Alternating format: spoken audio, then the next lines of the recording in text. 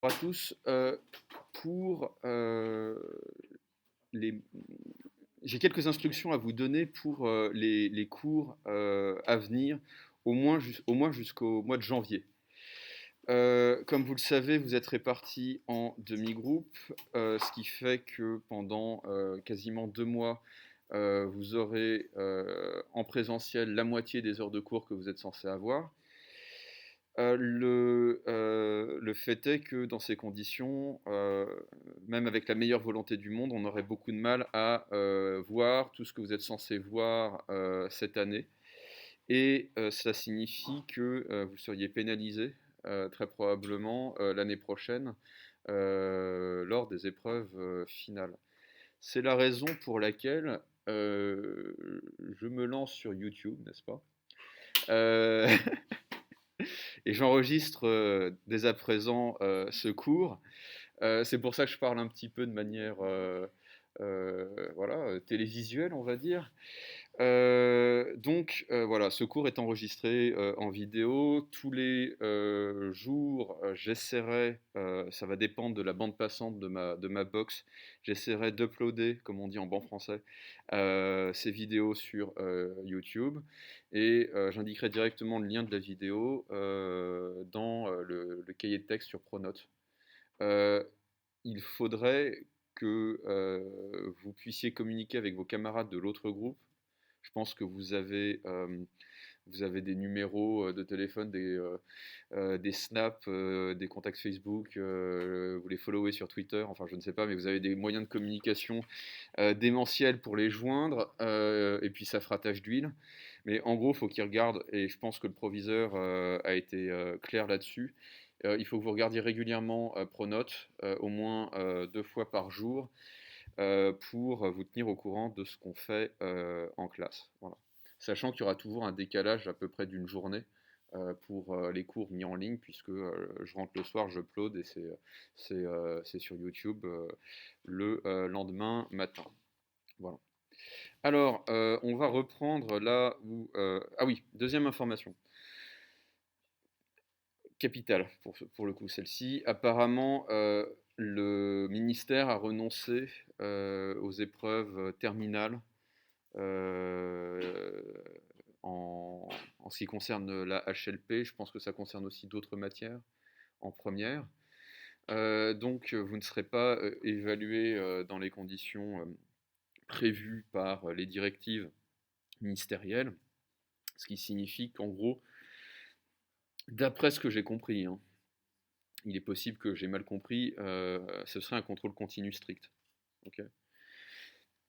Ce qui signifie aussi que dans ces conditions, les épreuves type bac ne sont pas les seules modalités avec lesquelles je pourrais vous évaluer. Et ce que je compte faire, en fait, c'est faire œuvre utile pour l'année prochaine. L'année prochaine, vous allez découvrir la dissertation de philosophie. Okay. Et ça serait bien que vous ne la découvriez pas complètement. Autrement dit, que je vous initie à la disserte de philo dès cette année, pour que vous ayez un coup d'avance l'année prochaine, étant donné que la philosophie, vous en aurez quoi qu'il arrive l'année prochaine. Est-ce que vous avez des questions sur tout ça? Est-ce que normalement c'est clair? Alors, euh, on commence un nouveau chapitre, il me semble que c'est le chapitre 5. C'est ça? Ok. Sur le rapport entre la parole et l'action. Donc, on va commencer par... je crois qu'on avait noté le titre du chapitre. Chapitre 5 des paroles et des actes. Et la première question qu'on va aborder, c'est celle, très actuelle en fait, des possibles limites de la liberté d'expression. La question de la tolérance dans l'espace public de discussion. Donc vous pouvez noter tout simplement, la liberté d'expression doit-elle rencontrer des limites?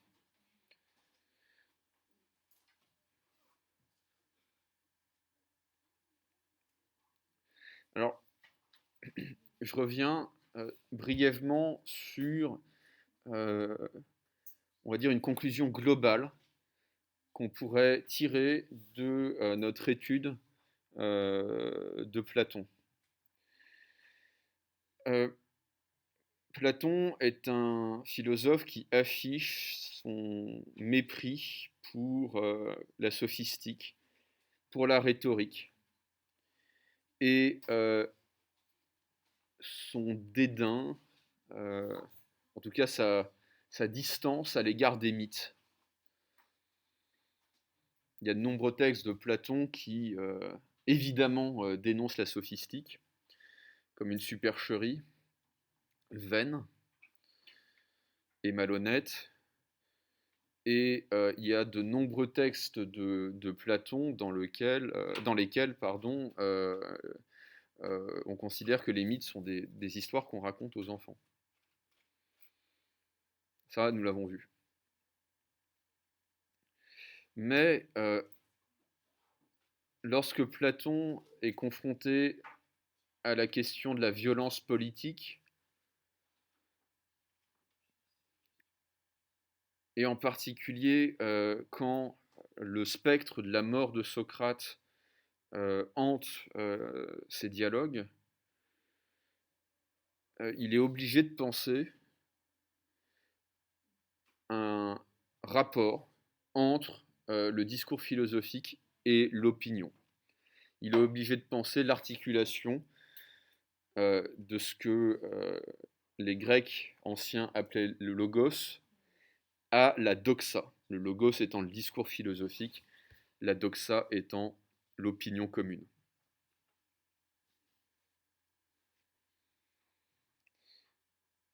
Et si Socrate, c'est le personnage principal de la plupart des dialogues de Platon, c'est que sa mort sert de leçon. Pourquoi ? Parce que ce sont les paroles de Socrate qui l'ont tué, en tout cas qui ont causé sa mort.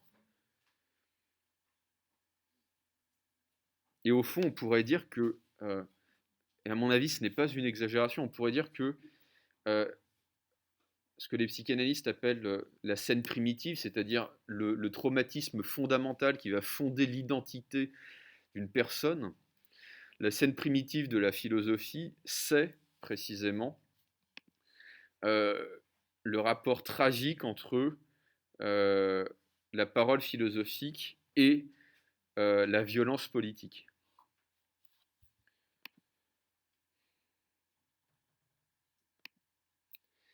Et ce qui est intéressant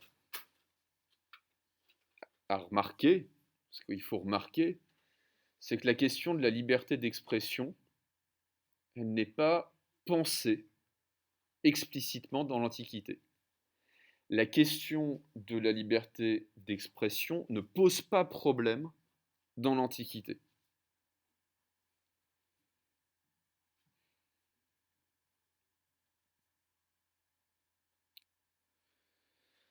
Alors, on peut prendre un exemple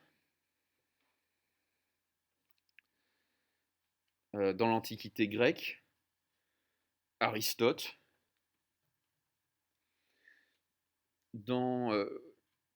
au début de la rhétorique, dans le chapitre 1 du livre 1 de la rhétorique, Aristote dit qu'on peut faire un mauvais usage de la parole, mais il dit que si on censure la parole mauvaise, on pourrait tout aussi bien censurer la bonne parole. Je cite, « Si on objecte que celui qui fait un mauvais usage de la parole peut faire beaucoup de mal, cette objection peut être également dirigée contre toutes les bonnes choses. » Donc il n'est pas question de censure pour Aristote, quoi qu'il arrive.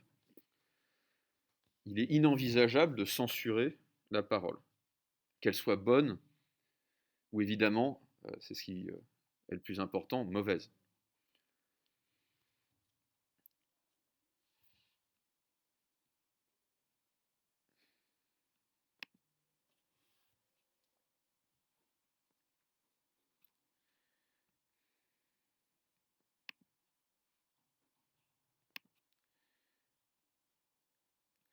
Cicéron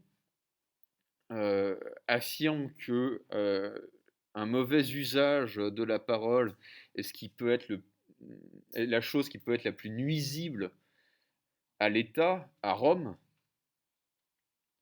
mais il faut combattre le discours faux par le discours vrai. Et il va faire plusieurs fois l'éloge de l'éloquence pour justement remettre les citoyens dans le droit chemin.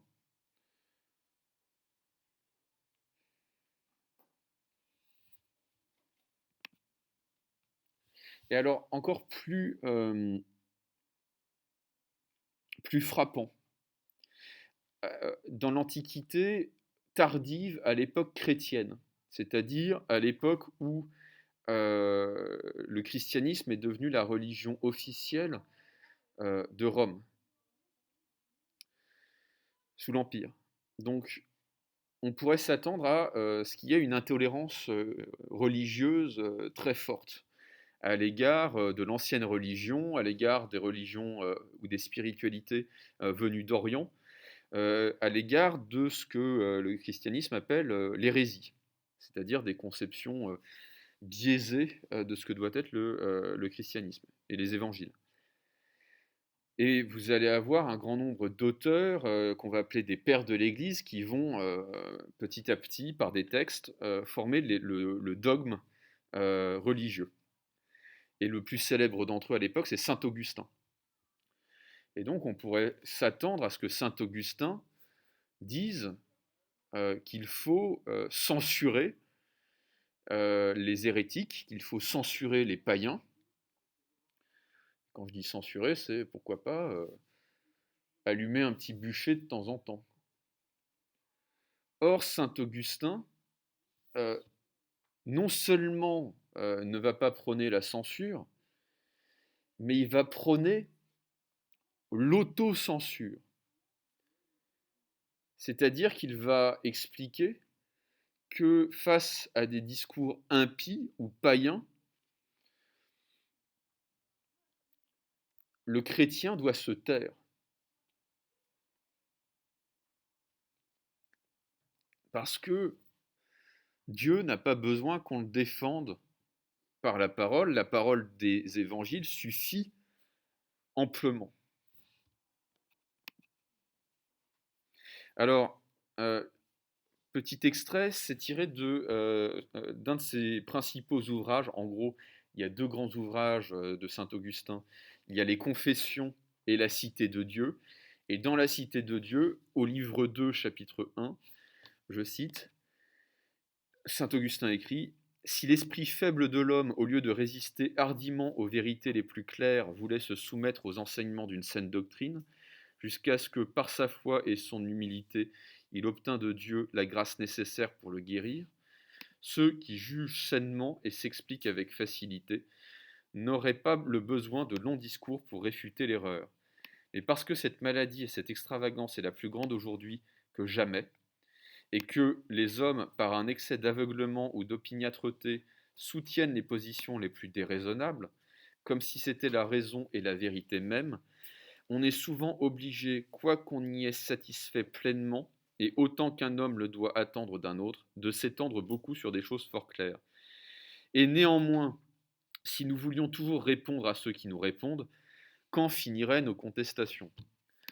Autrement dit, pour le dire plus simplement que saint Augustin et aussi plus grossièrement, il ne faut pas parler aux imbéciles parce que ça ne les instruit pas et ça nous fait perdre du temps. C'est quand même, enfin, pour nous, c'est quand même étonnant. C'est-à-dire que face à l'hérésie, c'est-à-dire face aux ennemis de l'Église, la réaction de saint Augustin, c'est pas faisons les taire, c'est taisons-nous.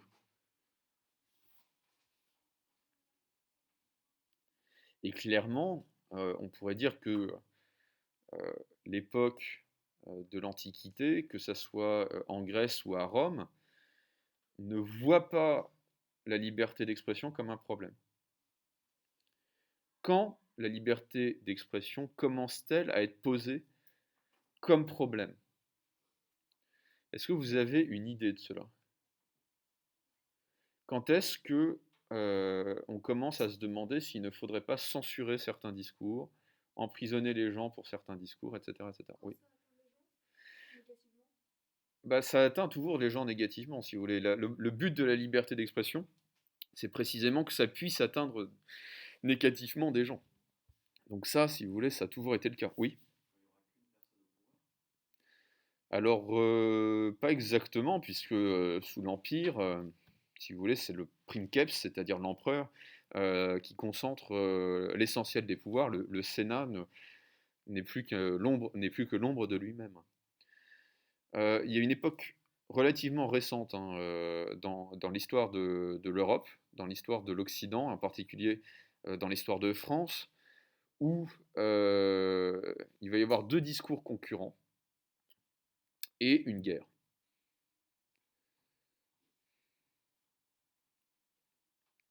Sur l'interprétation d'un livre en particulier. Et ça va faire des dizaines de milliers de morts. Oui, les guerres de religion, très bien. Donc, les libertés d'expression commencent à être posées comme problème par les philosophes au XVIe siècle, dans le contexte de ce que les historiens appellent la réforme avec un grand R, c'est-à-dire la réforme protestante, et les guerres de religion.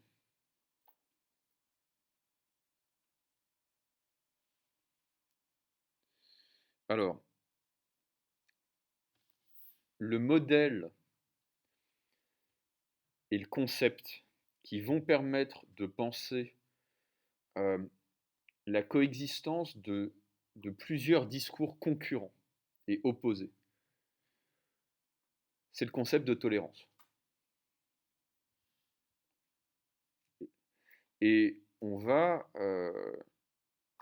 se mettre à parler de tolérance seulement, on ne va se mettre à parler de tolérance seulement qu'au XVIe siècle.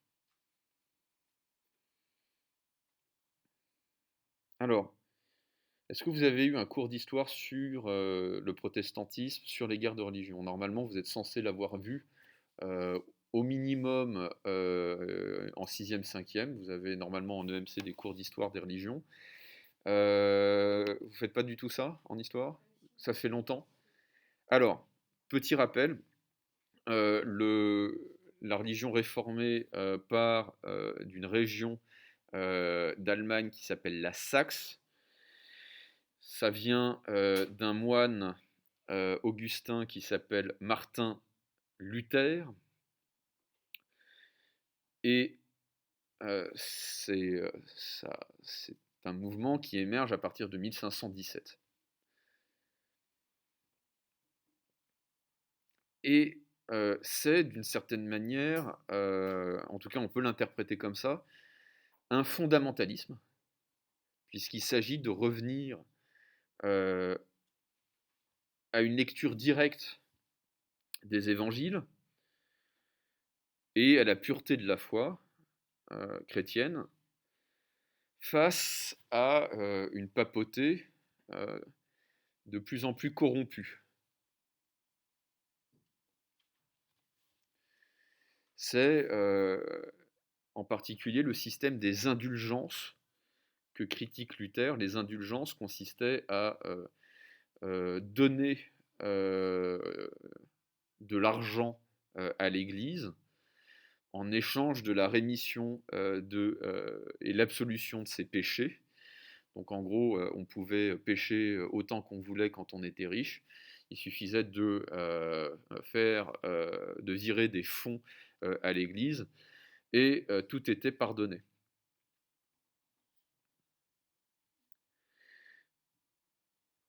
Et évidemment, cela pour Luther, c'est intolérable puisque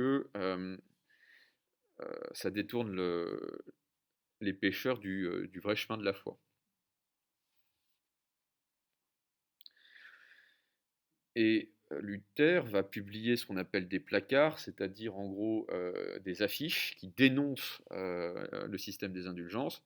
Le pape est mis au courant, il l'excommunie.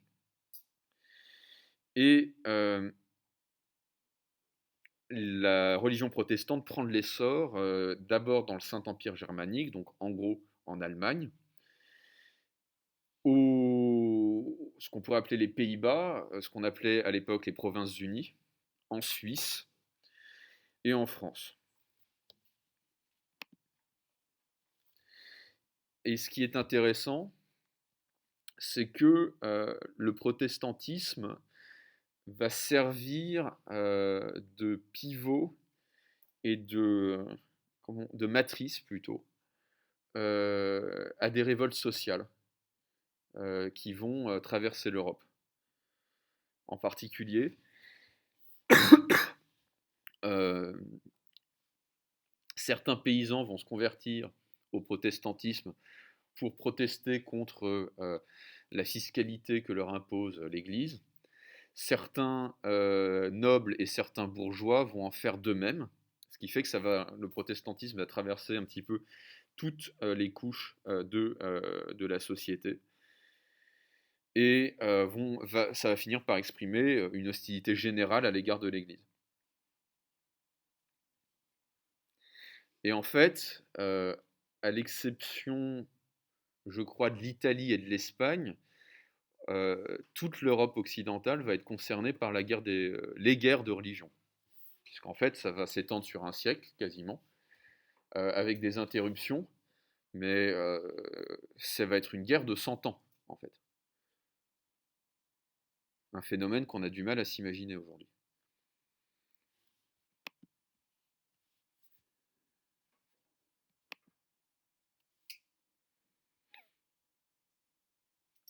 Et ça va devenir une guerre pour le trône, assez rapidement.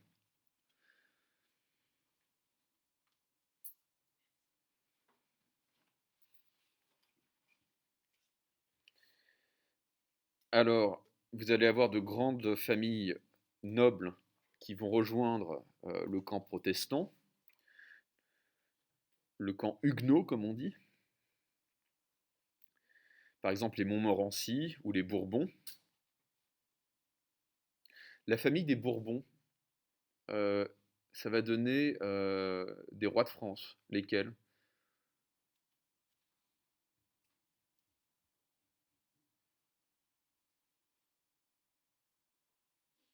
Le premier des Bourbons et le dernier des Bourbons. Vous les connaissez? Sûr de sûr. Aujourd'hui, il y a encore des Bourbons qui sont sur le trône, en Espagne. Le roi d'Espagne est Bourbon. Il vient de cette famille-là. Quel est le premier roi de France issu de la famille des Bourbons? Il avait un cheval blanc.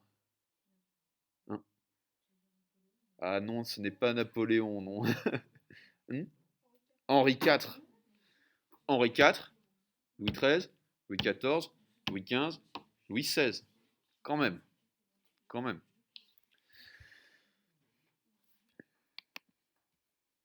Alors, euh, autrement dit, c'est quand même une famille protestante à l'origine, Henri de Navarre, qui va finir par accéder au trône de France. Oui. Ah non. Enfin, comment dire?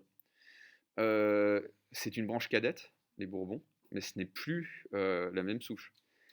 Le dernier des Capétiens, c'est Henri III, justement. Et, euh, et c'est d'ailleurs c'est un événement historique fondateur de l'histoire de France.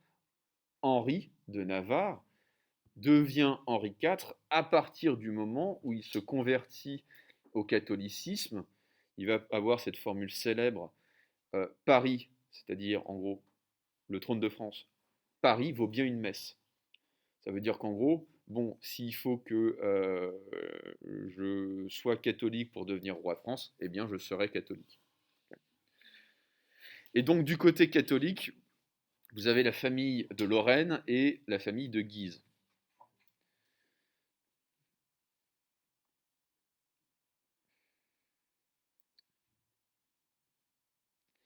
Donc, pour résumer un petit peu le chaos que va connaître la France à cette époque, entre 1562 et 1598, c'est-à-dire 36 ans, il va y avoir 8 périodes de guerre totale, durant lesquelles des villes entières sont massacrées, en particulier dans le sud de la France, la Provence et le sud-ouest. Bordeaux, Poitiers, Toulouse, des grandes villes protestantes. Et aussi, surtout, on n'a probablement pas idée de ce que c'était à l'époque, c'est aussi les régions de France qui sont les plus densément peuplées, avec le plus de villes. Est-ce que, Rafi, est-ce que vous savez pourquoi le midi de la France est plus peuplé que le nord de la France? Où sont les grandes villes en France? Oui, près des fleuves. Il y a plus de fleuves dans le sud. C'est aussi simple que ça.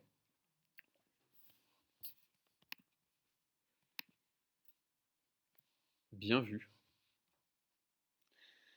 Ouais. Il faudrait que je vous retrouve. Il y a un bouquin qui explique que la naissance de l'agriculture et donc du capitalisme, c'est les fleuves. Alors,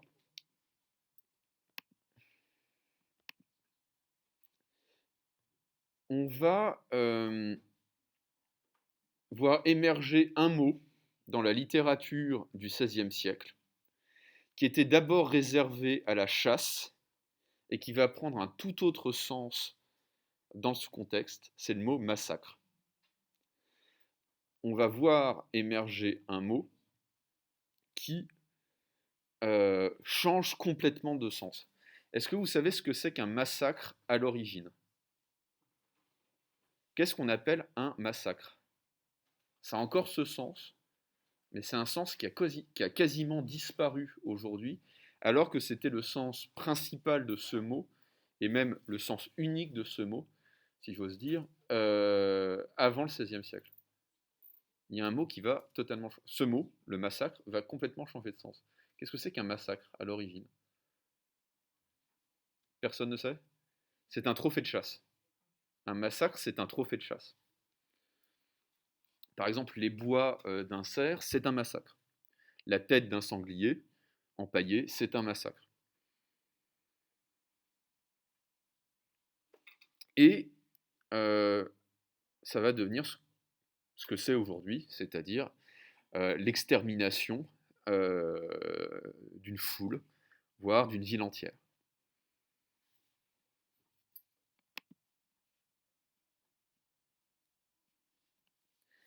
Et qu'est-ce que cela signifie qu'on voit apparaître ce mot dans la littérature? Cela veut dire que l'opinion publique est de moins en moins tolérante à l'égard de la violence.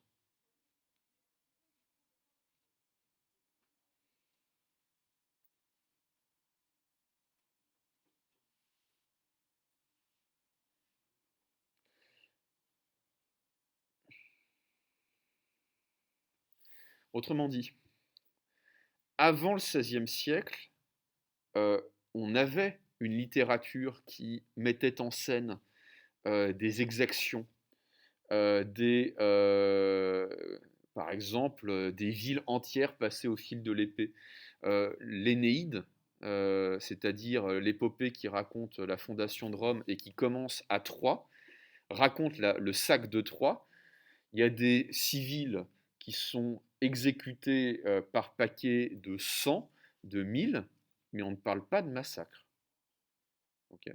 Pourquoi? Parce qu'on dit, bah, c'est la guerre, et à la guerre comme à la guerre. Au XVIe siècle, on se dit, ah non, il y a des violences qui ne sont pas acceptables, y compris dans le contexte d'une guerre, et surtout ces violences sont intolérables parce qu'elles opposent en fait des victimes et des bourreaux. Ce sont des violences qui sont totalement asymétriques. Et donc on pourrait dire que l'humanisme ne pourrait pas émerger en dehors du contexte des guerres de religion et de ces guerres civiles.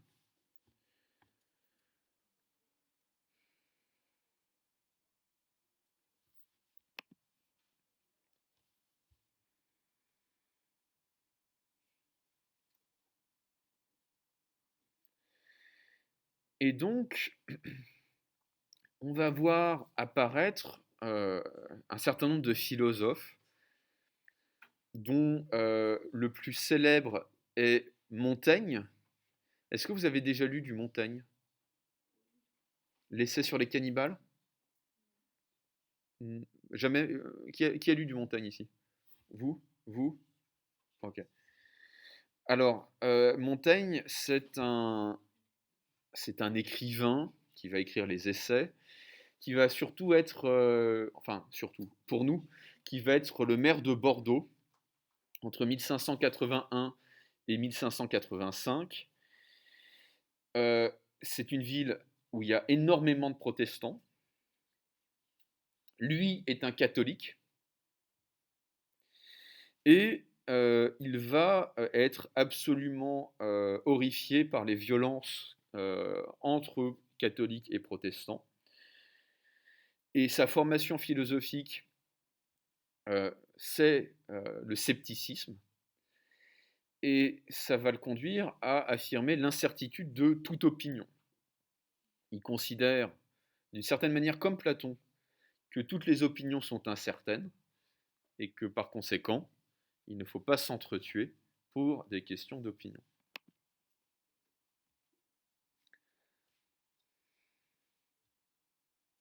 Alors,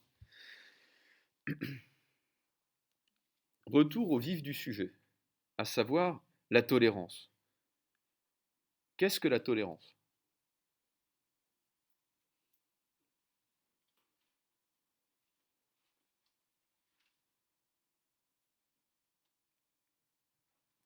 Ouais. C'est accepter la différence d'autrui. Alors, justement, non. La tolérance, ce n'est pas l'acceptation. Ce n'est pas l'acceptation. C'est qui présente une difficulté. En fait, la tolérance est assez difficile à définir. C'est un concept qui est à la fois mou et mouvant. Alors, pourquoi est-ce un concept mou? Parce que c'est un concept qui n'a de sens que par rapport à un seuil. La tolérance, ce n'est rien si on n'a pas défini un seuil de tolérance. Autrement dit, le contenu de la tolérance va être relatif à la notion de seuil.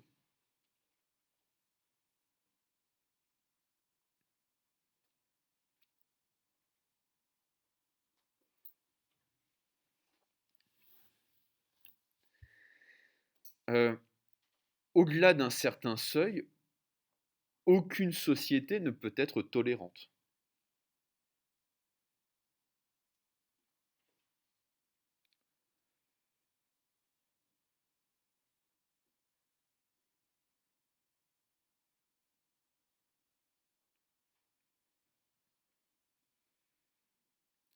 Et surtout, c'est un concept qui est mouvant. C'est-à-dire que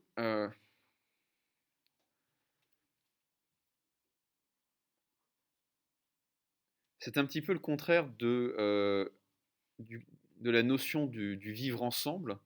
Quand parle-t-on du vivre ensemble quand il n'y en a plus? Quand parle-t-on de tolérance? C'est quand le seuil de tolérance s'élève. Autrement dit, on est tolérant parce qu'on est plus tolérant que d'autres sociétés ou que d'autres époques passées.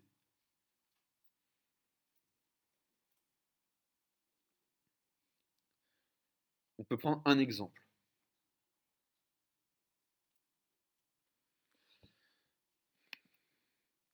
John Locke, alors, est-ce que j'ai un feutre? Oui. Je vais faire en sorte que... Voilà.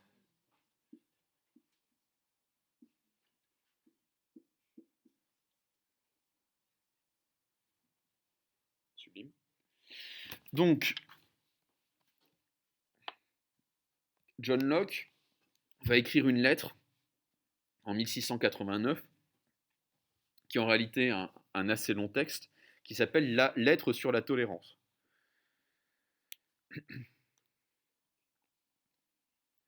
Et en fait, c'est une lettre que Locke va écrire contre un auteur anglais qui s'appelle Hobbes, Thomas Hobbes, et Locke va se flatter d'être plus tolérant que Hobbes à l'égard de certaines confessions protestantes. Et Locke va affirmer que la diversité religieuse est une force pour un pays, que c'est un facteur de paix civile.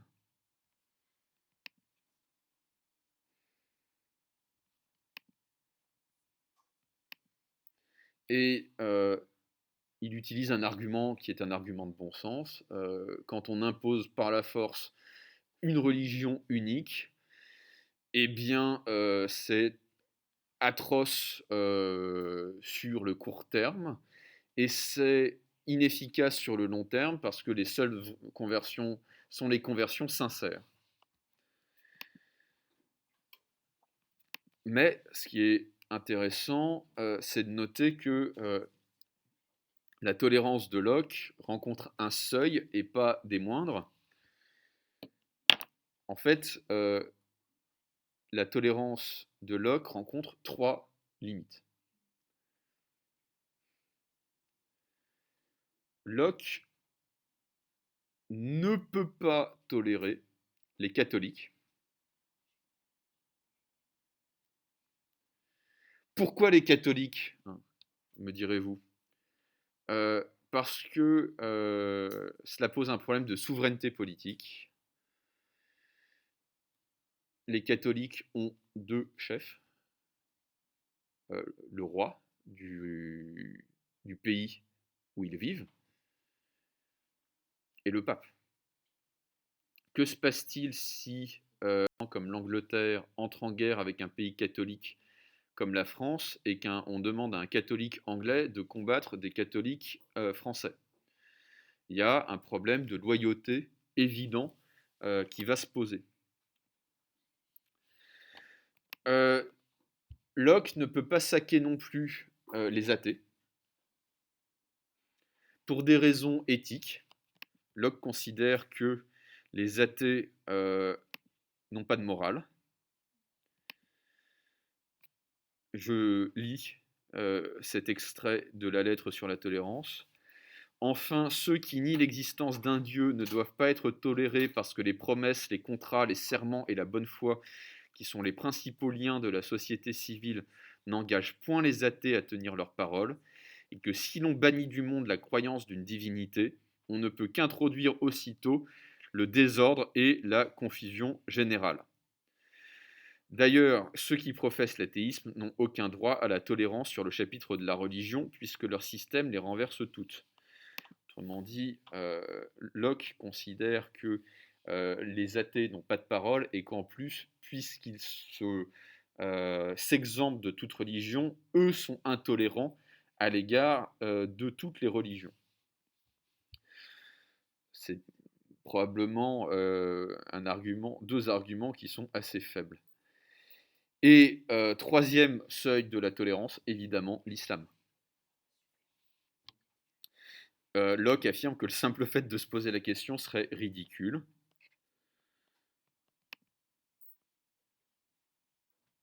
Et en fait, l'argument est exactement le même que pour le catholicisme. Ne serait-il pas ridicule qu'un mahométan prétendît être le bon et fidèle sujet d'un prince chrétien s'il avouait d'un autre côté qu'il doit une obéissance aveugle au moufti de Constantinople, enfin d'Istanbul, donc, qui est soumis lui-même aux ordres de l'empereur ottoman turc, dont la volonté lui sert de règle dans tous les faux oracles qu'il prononce sur le chapitre de la religion. Mais ce Turc ne renoncerait-il pas plus ouvertement à la société chrétienne où il se trouve, s'il reconnaissait que la même personne est tout à la fois le souverain de l'État et le chef de son Église? Autrement dit, pour Locke, l'islam et le catholicisme partageant la même structure ne doivent pas être tolérés en Angleterre. Alors, question à 100 francs, est-ce que si Locke vivait aujourd'hui, on dirait de lui que c'est la tolérance faite homme, hein, donc dehors les catholiques, les musulmans et les athées? Probablement pas. Probablement pas. Or, c'est l'un des principaux penseurs de la tolérance. C'est pour vous montrer le paradoxe en fait du concept de tolérance. Premier concept, enfin premier paradoxe, on parle beaucoup de tolérance pour affirmer que c'est l'acceptation de l'autre. En réalité, la tolérance se définit par un seuil, et ce seuil peut être très bas. Et deuxième paradoxe, on parle de tolérance parce qu'à partir du moment où on est plus tolérant que les générations qui nous ont précédés.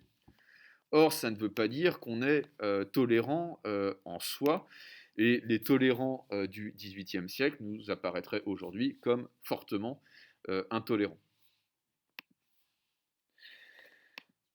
Deuxième remarque de fond sur la question de la liberté d'expression. Jusqu'au XVIIIe siècle, donc jusqu'au siècle des Lumières, la question de la liberté d'expression est liée au cadre religieux, très clairement.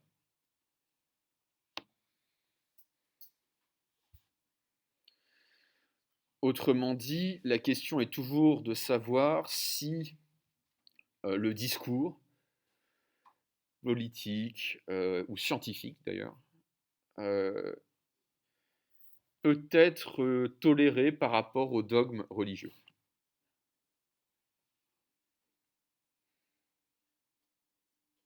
Et comment dire, systématiquement, le discours politique et scientifique doit se soumettre au dogme religieux. Il n'y a évidemment pas d'ambiguïté sur le côté où doit pencher la balance. Or, justement, tout cela va changer au XVIIIe siècle.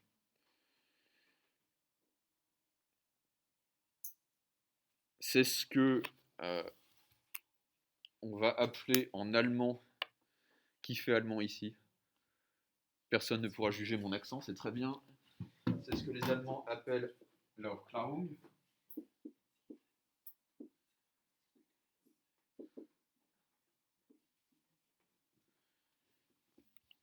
Et ce que nous appelons, nous, les Lumières.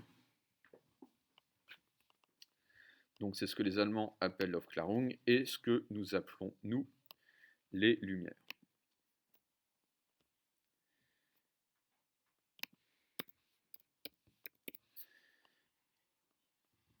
Alors, la principale figure de cette émancipation, c'est évidemment un philosophe qui s'appelle Emmanuel Kant.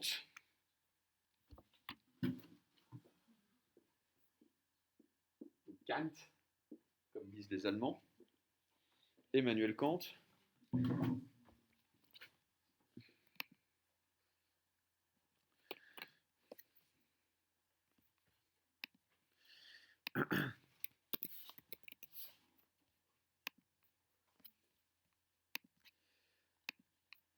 Et Kant va publier... Alors, excusez-moi, il faut que...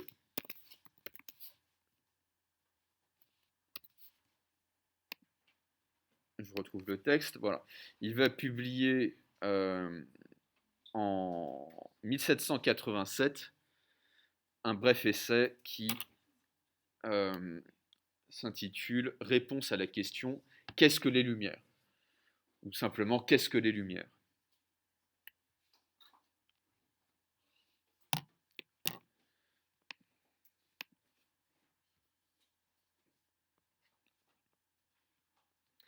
Quel est l'objet de ce texte?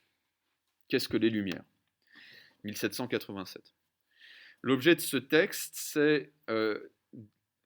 consiste à montrer qu'il faut fonder la morale et la religion non pas sur les textes sacrés ou sur la révélation, avec un grand R, mais sur la raison et l'observation de la nature.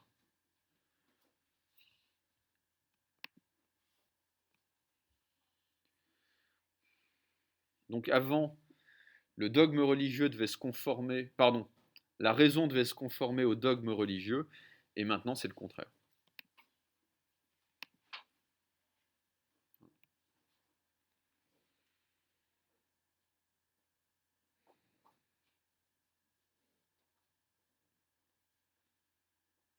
Je lis l'extrait probablement le plus célèbre de ce texte.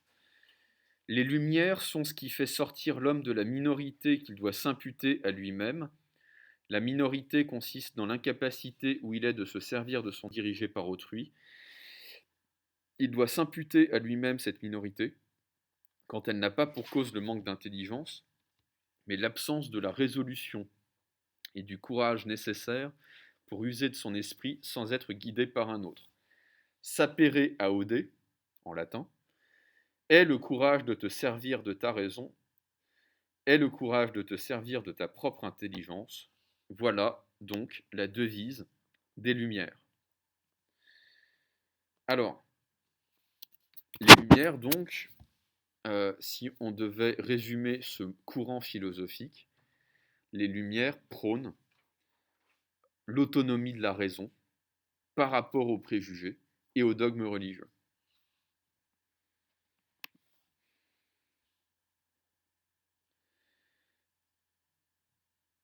Voilà, ça, si vous voulez, c'est... enfin, tout le monde doit savoir ça, quoi. Quand vous arriverez en terminale et qu'on vous demandera qu'est-ce que les Lumières, vous direz, bah, c'est un mouvement qui prône l'autonomie de la raison. Bon, ça, normalement, c'est dans le guide du retard de la philosophie. Tout le monde le sait. Ce qui est intéressant, c'est que les Lumières vont vraiment penser de manière moderne et nous pensons encore la liberté d'expression dans leurs termes. Elles vont penser, pardon, la liberté d'expression et nous influencer encore aujourd'hui. Alors, Kant va dire dans ce texte l'autonomie de la raison, ça suppose la distinction entre le privé et le public. Pour penser correctement la question de la liberté d'expression, il faut distinguer la sphère privée et la sphère publique, ou l'espace public.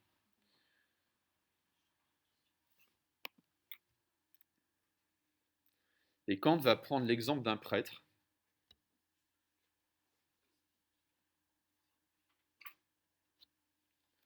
et il va distinguer en fait deux personnes dans ce prêtre.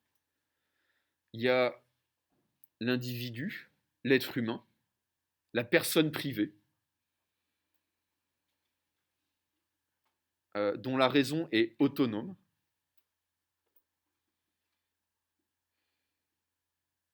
et qui peut, à titre privé, s'exprimer librement. C'est-à-dire que, en tant qu'individu, le prêtre peut tenir un discours scientifique complètement émancipé des dogmes religieux. Il peut tenir un discours politique totalement libre de tout préjugé monarchiste, par exemple. Mais quand il s'exprime publiquement en qualité, qualité de prêtre, il doit obéir au dogme. Il doit servir son institution. Sa parole n'est pas libre et sa raison n'est pas autonome.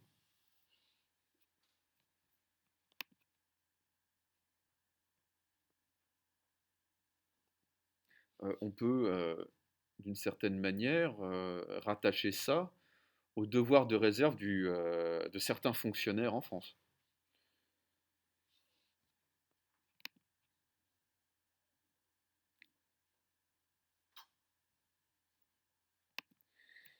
Mais Kant écrit, dans l'usage public de sa raison, l'ecclésiastique jouit d'une liberté illimitée de se servir de sa propre raison et de parler en son propre nom.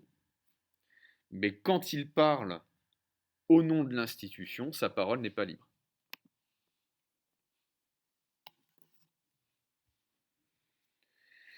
Et donc, la grande idée de Kant, dans laquelle notre modernité s'inscrit toujours, la grande idée de Kant, c'est celle d'un espace public de discussion où la liberté d'expression n'aurait que des effets positifs et où elle devrait être illimitée, pour cette raison-là.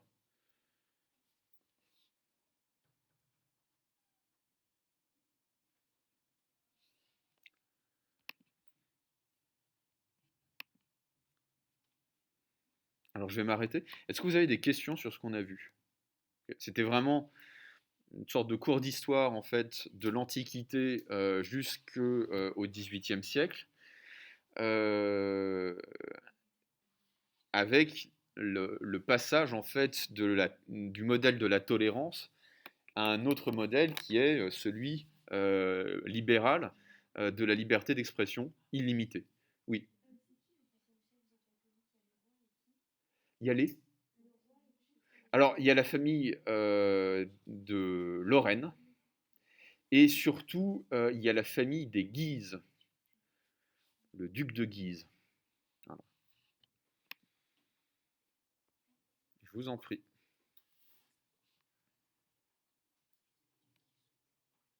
Et côté protestant, vous avez, il me semble, donc entre autres, hein, les Montmorency et les Bourbons les Bourbons qui vont finir par prendre le pouvoir quand Henri de Navarre devient Henri IV, à la faveur de sa conversion au catholicisme.